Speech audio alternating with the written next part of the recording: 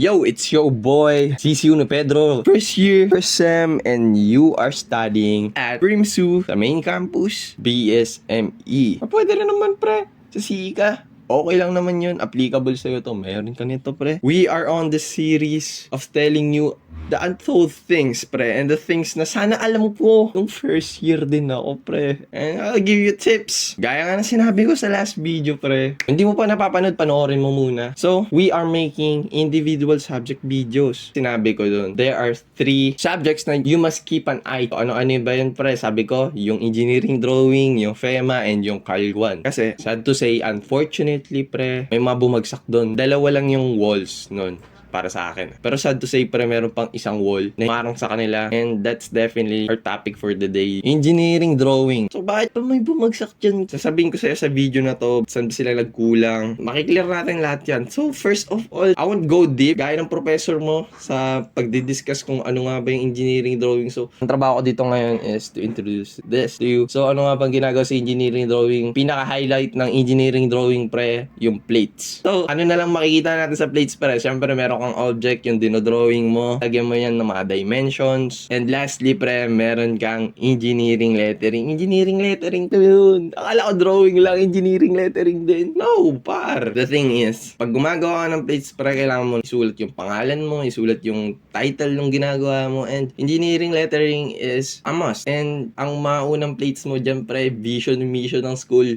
masisira yung utak mo dyan.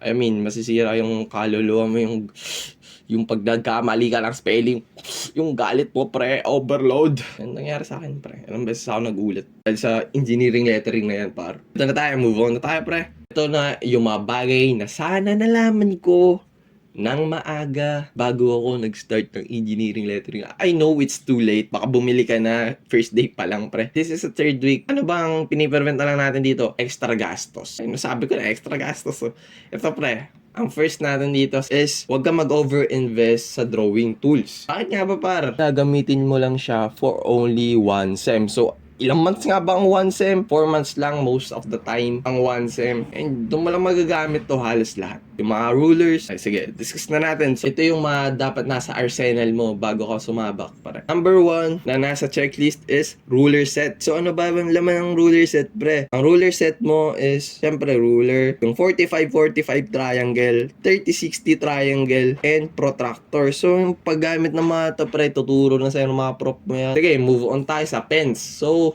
i-require ka dito ng 0.6 na pen and 0.2 na pen. So, saan po ba mahanap to? Ano po ba ang brand na gagamitin ko? So, ang sinabi sa amin dati, Unipin. Tapos, ito, kwento ko na lang. Sabi sa amin, Unipin. Ako makulit ako. Gusto ko GTEC. Ganun pa ako GTEC ngayon. Ang hirap hanapin pre ng 0.2 na GTEC. Tapos 0.6. Sabi pa, ang drawing ba yan?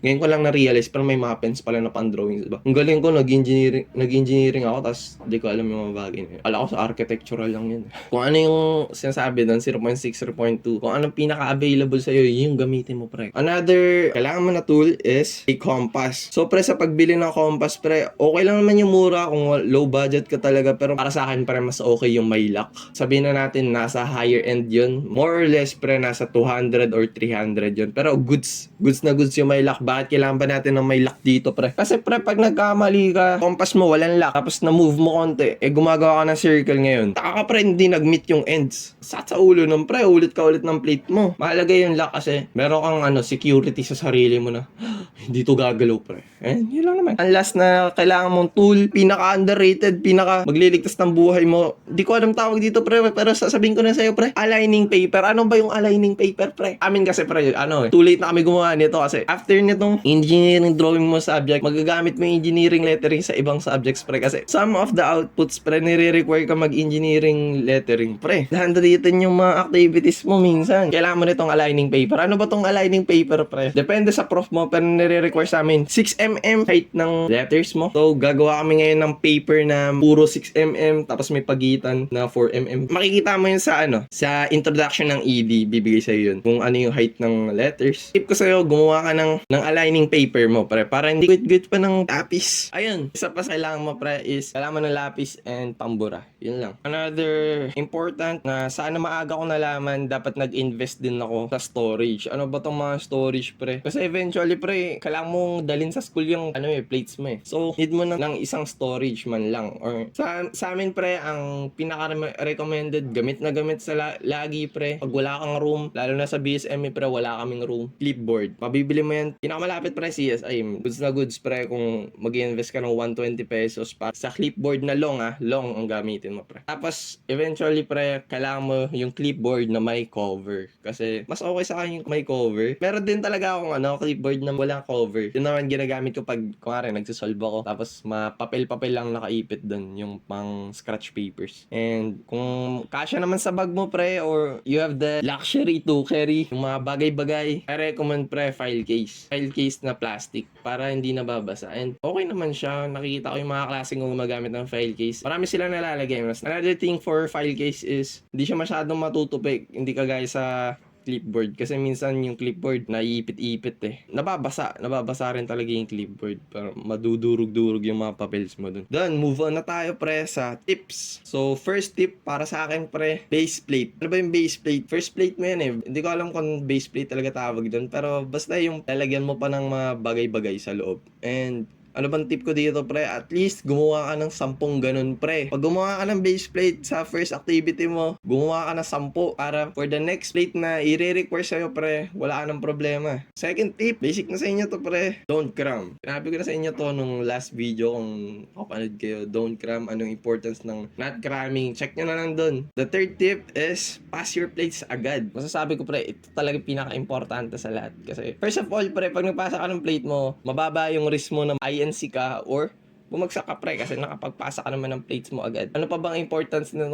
pagkapasa ng plates mo agad? Eventually, para sa akin, helpful yung pagpasa ko agad kasi wala na akong iisipin and makapag-focus ako sa mga iba pang subjects kasi hindi lang naman engineering drawing, pre, yung subject mo. Kasi move on tayo, pre, sa pinaka-important pero wala nang nagsasabi sa'yo, okay lang magkamali. Bakit nga ba okay lang magkamali? Kasi after all, tao ka lang eh. Isang smudge, dalawang smudge, or isang typo, isang wrong spelling. Okay lang yan.